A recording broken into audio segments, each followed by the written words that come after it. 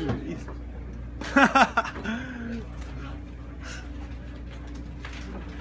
more time for Kel Thompson. All right, guys, we're going to keep it going here. Put your hands together for Joseph Nay.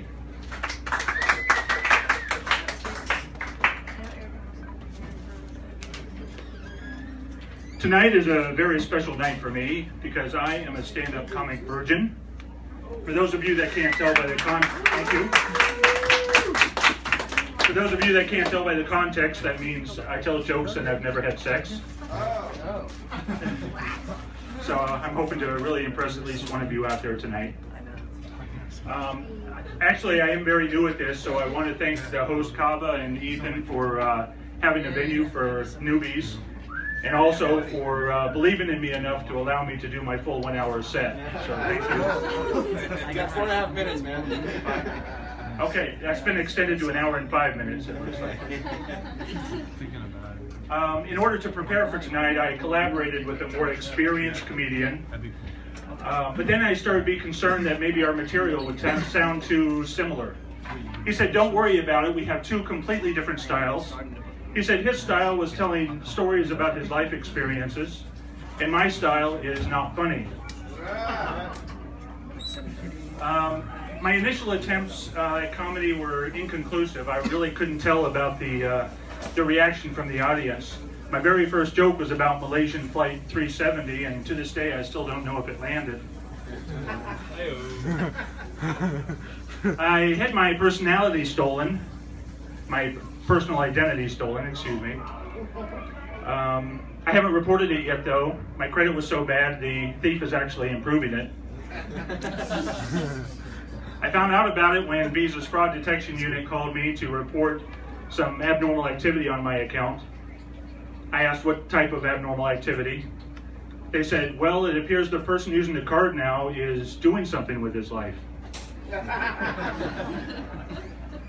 Insult to injury. I recently became a member of the Mile High Club, accidentally.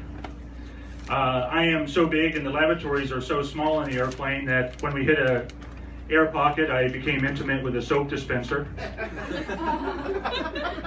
I call her Bubbles.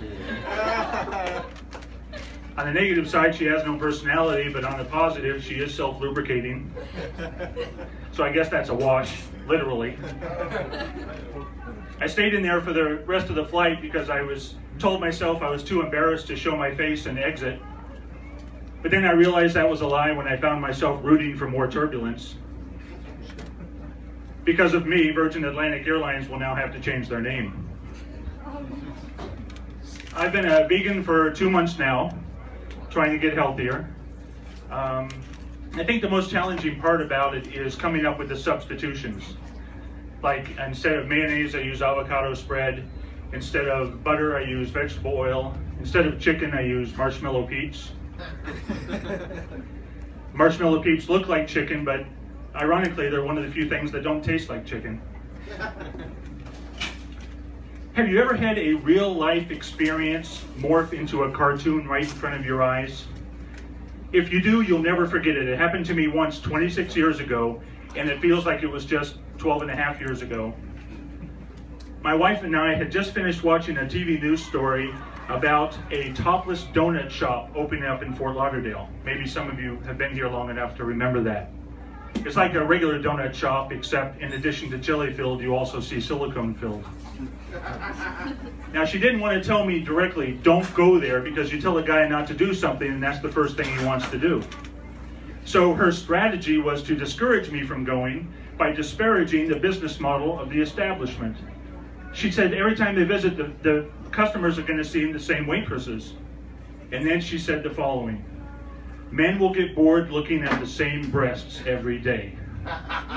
As soon as that sentence exited her mouth, she realized what she had just told me. And it turned into a Tom and Jerry cartoon. Her jaw dropped down to here, her tongue rolled up like a carpet, steam shooting out of her ears, her eyes bulging like 3 times the size.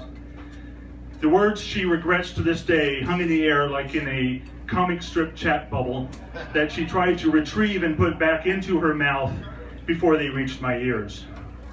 And in keeping with the comic theme, that's all, folks.